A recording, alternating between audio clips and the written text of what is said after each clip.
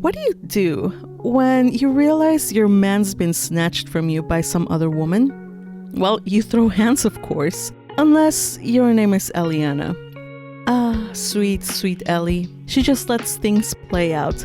And luckily for her, everything works itself out rather marvelously in episode 2. Though I must admit, I wanted to shake the prince at first because he left her in the dark for so long and made our sweet Eli suffer. We pick up where we left off, where Elianna is sad at the realization that her time is up. She wants to hear from Christopher himself though, so she goes looking for him, only for her to see that her fiancé and Lady Irene are having a grand old time in his office. Not that kind of grand old time. Get your mind out of the gutter. They are laughing and chatting about handicrafts, and he casually uses the same phrase he used to compliment Elianna to describe Irene's handicrafts. When she hears this, Elianna thinks it is a confirmation of what she had thought before, that he was only toying with her when he said that the jewel he gave her paled in comparison to her. And since the gentleman is so free with his favors, Elianna interprets the fact that he gave her a precious book as something rather meaningless. When he realizes that Elianna is there at last, Prince Christopher panics and says, "I thought you were with your aunt today." And oh dear, wait to put your foot in your mouth. You're lucky our girl isn't the type to fly off the handle, and that this isn't a telenovela, because you're not making things any better for you. Well, she decides to respectfully return the book he gave her, much to his shock, and she runs home, realizing that all this time she's been in denial and that she is in love with the prince, and nothing she's ever read can help her out in this situation. Opening credits, of course, they're gorgeous. By the way, I learned that the singer is none other than Mine's voice actress. Yay! I just love this OP 1,000 times more because of it. So anyway, a few days later, she receives a letter from from Uncle Theodore, the guy in charge of the Royal Archives, and she decides to go to the castle to return a book that she still has. While there, she overhears the gossip of various palace workers of how she's being replaced by Lady Irene in the prince's affections. Then she comes across Lord Alexei, who is grumpier than usual because of a bunch of work that everybody has had to do lately. And when he sees her, he takes the opportunity to hand her a pile of books to return to the archive and a pile of papers to take to various departments, behaving much as he used to do before. Well, sweet Elianna might come across as a spineless ninny, but she's not to be underestimated. She's no weakling. After all that carrying of books has made her stronger than most, so up the stairs she goes with her pile of books and documents, and when she encounters Lady Irene, she takes the opportunity to push her down the stairs. Or rather, that's what Lady Irene claims happened to the crowd that suddenly gathers there. This is anime, and suddenly everyone, even the castle's cooks apparently, end up as onlookers to the little drama that plays out. Lady Irene blames her fall on Elianna, saying that all she wanted was to clear up the misunderstanding about her and the prince, but says that Elianna just spitefully pushed her down the stairs. Meanwhile, the prince shows up and she pours out her tale of woe, saying that not only had Elianna pushed her down the stairs, but as the future queen of the palace, had also inflicted all kinds of punishments and mistreatments on her ever since she had arrived at the palace, from treating her like a common servant, poisoning her tea, breaking the ladder in the library so she'd get hurt, to even putting her bed in the stables and making her eat snacks with bugs in them. Far from being outraged, Elianna's just shocked at how ludicrous these accusations are, thinking to herself, I had no idea I had been such an active bibliophile princess. But the thing is, Irene is nothing more than your typical below-average idiot. Not only did she realize too late that, loaded with books as she was, there was no way Elianna could have pushed her down the stairs. But the accusations she levied against Elianna regarding her treatment in the palace were actual accusations against the queen herself. Prince Christopher explains that Elianna is not at all responsible or has any say in the palace's affairs, so that all those claims of being mistreated were very serious indeed and could be counted as treason, since she is basically accusing the queen herself. Little by little, everything is cleared out for us and for Elianna, as Christopher explains that Lady Irene and her father had a plan to not only ruin Elianna's reputation, but also get rid of her altogether. That's right, Elianna's life had been in danger all along, which is why Uncle Theodore had told her not to go into the archives and had warned her to be careful, and why Lord Glen had been so panicked on the day of the Rose Garden incident. See, on that day, there had been an intruder in the palace who'd gone in with the intent to kill Elianna. Ooh, the plot thickens. Well, since Irene is now fully unmasked and she's already in trouble, I guess she figures why not go all out and dig her grave deeper, right? So she complains and says that Elianna is clearly unfit for the role of queen. In response, Christopher says, "There is nothing I would love more than to personally elevate my fiancé's achievements and reputation," and has everyone in attendance talk about what Elianna has achieved in all the time that they've been engaged. I don't know if this was all brilliantly planned, or if this is just happy coincidence. Honestly, it doesn't matter. Everyone who is anyone is in that room, and they all praise her for having shared her wisdom. Apparently, during that time when she had been in his office listening to all the problems that various people were bringing up to Prince Christopher, she had offered up solutions, and all I can say is, good girl. I'm glad that you did what Auntie Magpie told you to do. See? Now everyone is praising you to the skies.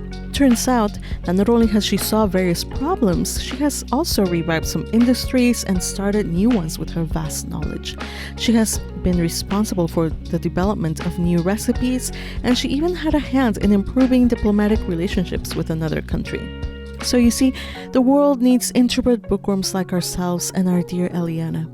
After this little performance, everyone there gives their support for having her be their future queen. Even a recalcitrant count, who was the last one to offer his support, and only did so after Elianna indirectly saved his family from being caught up in the mess with Lady Irene and her father. Well, Elianna is still in shock. She really hasn't said much all episode. She's only like, "But I'm a phony fiancé," which is actually getting kind of tiresome. But Christopher tells her that he has no intention to let her go, and that for years he has been working up to that point. And we just see a glimpse of when they were kids, and it appears that they knew each other from way back then. I mean, I expected it from the opening song, but still. How cute. I need that backstory like right now, and I hope we get it soon, like maybe next episode, please? Yes, here's hoping. On to episode 3. Okay, episode 3 starts with her still being confused. And again, she's all like, "But I'm a phony fiancé." And by now, I just want him to talk it out because I can't bear this fake fiancé nonsense, and I will reach in the screen and shake her if she continues on with that. So after all that, they meet with sexy Uncle Theo, who apologizes for having told her that she couldn't use the archives and tells her that she's welcome to return. Lord Glen also shows up, and he also apologizes, saying that they were all on edge all this time and she must have been scared or some other nonsense. And right now I am actually shaking my tablet because I can't reach in to shake everybody there, because the frustration here is just too much for me. You idiots, why didn't you just tell Elianna about it? She's an intelligent young woman who is going to be the future queen. She can't be cuddled and treated like a child forever. It's an insult to believe that she needs to be protected from knowing that there's bad people out there who want to hurt her. Ugh, Prince Christopher, I like you, but I loathe how you and your people handle it. But even I can tell that she's made of sterner stuff. She's a good girl and she is no ninny. Ugh. Okay, rant over, let's move on. So, all of Christopher's people are like, "Dude, you overworked us because of that time limit. What would you have done if you hadn't solved things in time?" And both Eli and I are like, "What? What's going on? What are they talking about?" So I figure this has something to do with the cryptic message that Chris sent to Eli's grandfather regarding all the requirements have been met. What's this all about? Luckily, it is all cleared up when the prince whisks Elianna away for a private talk where he clears up everything. So, he apologizes for all the anxiety he surely gave her, good, and admits that when they got engaged, her grandfather and her father gave him a list of requirements, those being 1. Receive approval of the other nobles without using the alias of the Bernstein name. 2. Elianna must like him more than she likes books, or at least have a greater interest for him than for books. And 3. Do it all before she came of age. That is, in 4 years. He said that he never told her about this because she would have just rejected him and told him to find somebody else instead. And to her credit, she agrees. The ally of 4 years ago definitely would have told him not to bother with her. He then returns the book he'd given her, saying that even though it was unfortunate that things happened and that she thought that she needed to return the book, it still made her aware of her feelings for him. So that was helpful in the long run. However, he still apologizes for having hurt her. She takes the book back with a smile that's even more charming than when he first gave the book to her, and he totally wants to smooch her, but of course, like a good girl, she makes him work for it, or at least makes him finish answering all the questions, because kisses aren't so easily earned. Duh. So before the kiss can land, she asks him about the Bernstein alias, and so he has to tell her a story. He was a mischievous prince who was in the library stacking books like dominoes and throwing them around when Elianna showed up, demanding that he apologize to the books before giving him a good scolding for his careless behavior and instilling in him the respect that they deserve. He ends up apologizing, and after that incident, he is intrigued by the little girl in the library, who is there every time he visits. One day when she is reading, he decides to talk to her, asking about the book she's reading and if it's any good. And all I can say is Elianna is an absolute angel, because all of us bookworms know that that is the most annoying question to ask a person when they're reading. Obviously, it's good if I'm reading it in spite of your continued interruptions, you little book-throwing imp. Now be quiet and leave me alone before I can cast aside all my convictions and throw this book at you for interrupting me, is what I would have probably said. But Elianna is an angel and replies with a smile that yes, it is a good book. You can tell that's the moment when Cupid's arrow hit its mark, because he gasps a little, and from then on he is seen tagging along with her in the library. It's such a cute mini montage. He's obviously into her, but she's obviously oblivious to it. What do you expect? She called you a baby chick with a shell still stuck in its butt, so you gotta work to earn her attention and respect. He likes her so much that he talked to his parents about an engagement and said he wanted to marry her, and that's so cute. Meanwhile, Elianna doesn't quite realize that the story he's been telling her is about them. Turns out that she has forgotten all about him from that time. Poor Christopher, that must have hurt. My condolences for the young prince. But he's a good sport, and flaws he may have, but being full of himself is not one of them, despite his royal status. So Auntie Magpie gives her approval.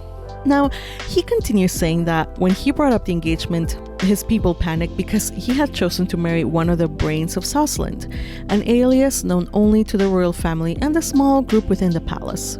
Turns out that her family, the Bernsteins, are a neutral family that is very powerful because, knowledge is power, and they have so much knowledge and ability stored up that throughout history, long and successful reigns have always involved the Bernsteins serving in the palace.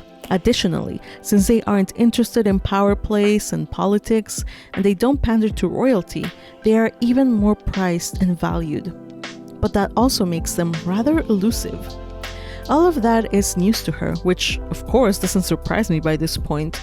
All the males in this story keep knowledge from Ellie, and because knowledge is power, they basically are keeping her true power in check, which I don't like or appreciate, but anyway, let's move on. No more rants, I promise you. His father told him that he had to be careful how to proceed, but he didn't listen and approached her father head-on about wanting to marry her. This resulted in Elianna being whisked away back to her family estate and away from the capital, and only returning years later, by which time she didn't seem to remember him, and she treated him no differently than any of the others. In the end, though, he persisted and fulfilled the requirements, much to our delight, and says that he likes her for who she is, no matter what other nicknames or aliases she may have, and he has no intention of letting her go. He assures her that she is more than capable to become the future queen, laying aside all of her fears about not being good at socializing or at etiquette or other stuff, since she's proven herself many times. And anyway, no one can do everything. she, like everybody else in the palace, is gonna need aides to help her do her work. In the end, she feels happy that she's no longer a phony fiancé, and when he asks her if she wants to be by his side forever, she accepts with a question of her own. "May I be by your side?" And he says that she's the only one that he wants by his side. She tells him that this is the first time she's learned of something in the world that she couldn't understand through books only, and he calls her his beloved. Oh my gosh, oh my gosh, oh my gosh, oh my gosh. Okay. Like, I love this part, okay? Like, all this time, the music is playing and it's so cute. I'm dying here. But when he draws her closer and they have their first kiss while the music is playing and the shoujo flower filter is filtering in all its rose and sparkly glory, I am like dead. Yep, dead, unalive, deceased, survived by all of those who haven't watched this anime. Please send flowers, lots and lots of flowers, to my home because I just died from peak shoujo. I am so in love with this anime. And that is how this episode ends. And, just as well because my heart was full to bursting. So I think it's best that I ended up covering episodes 2 and 3 together because honestly these episodes felt extremely short and they are a natural conclusion to the misunderstanding episode. Episode 3 sorted out their feelings while episode 2 sorted out the political intrigues that Christopher had to contend with before he could totally win Elianna for good. I cannot wait for the next episode and see what the next arc has in store for us. I am hopeful that Elianna will come into her own soon enough and that the males around her will stop their annoying habit of keeping her in the dark on matters that are important and related to her, and let her do what she does best: read her books and solve everyone's problems. Please, I really need this. This show is just so relaxing and beautiful. I could watch a bunch more episodes like this. I'm so glad that we're just getting started. Now, one final thing is I picked up the light novel, all 5 volumes of them, and I just started reading the first volume. However, I want to watch the anime and give it my impressions without being spoiled, so yes, I am reading it, but I'm only reading up to the end of the episode so that I don't get spoiled. Usually, anime adaptations of light novels suffer from cut content, and yes, there was definitely some of that here, but they managed to fit in the most important parts. Still, I do have to admit that I really liked how the anime handled episode 1 and how everything surrounding Lady Irene was shown to us. It was much better than in the light novel, that's definitely for sure. Even after watching the anime, with all of the events happening as flashbacks, it was a little jarring, but that's a very minor gripe. After that initial chapter, everything just read very easily, and it was not confusing at all. In fact, what I love more about reading the light novels is that you are inside Elianna's head all this time. So in the anime, she's just like this perpetually confused, wide-eyed angel, but in the light novel, we get a better image of Elianna and we get a better feel for her character. She's a bit more playful in an understated way. Especially in the chapter 1 woman show, when Irene is going on and on about all these accusations, we get a bit of those internal thoughts. Like we get just one line in the anime: "I had no idea that I had been such an active bibliophile princess," but we get a lot more in the light novel. Plus, we get more information about how everyone in the castle is acting weird. It is not essential that you read the light novel to enjoy the anime. Heck, I'm really loving it and I'm purposely behind on the light novel. But it's really fun to then go back into the source material and see what I missed. In particular, I got a better read of what Alexei said here, and it made much more sense, and why he was so upset at Christopher. After generations of absence, we finally pulled Saucelin's brain back into the political center stage, and you nearly drove them back into isolation. 4 whole years you had, and what on earth were you doing the whole time, oh handsome prince? And the prince replied, "I didn't choose Ellie as my partner because she's from the Bernstein family." "Oh, I'm aware. Please reserve your love confessions and the like for when the two of you are alone together. I can't tolerate the stupidity of it." Plus, that little exchange between Uncle Theodore and Prince Christopher about how Theodore would like Elianna for himself. The anime briefly touched upon it, but the light novel went into a little bit more detail when they meet him. "You'd best thank me for calling Ellie here." Of course, it'd suit me just as well if things had gone sour for you instead. The prince suddenly bristled back. I do believe I've already asked you numerous times to please cease your illicit solicitations toward your nephew's fiancé. Besides, aren't you a little too old for her? To which Uncle Theodore replies, age gaps are a common thing among married nobles. Plus, I am the most compatible with Ellie. Haha! Watch out, Chris. Uncle Theodore will steal your girl if you're not careful. After all, the best shoujos thread the fine line between innocent romance and melodramatic telenovela. You don't want to end up like either of these girls over Ellie, now do you?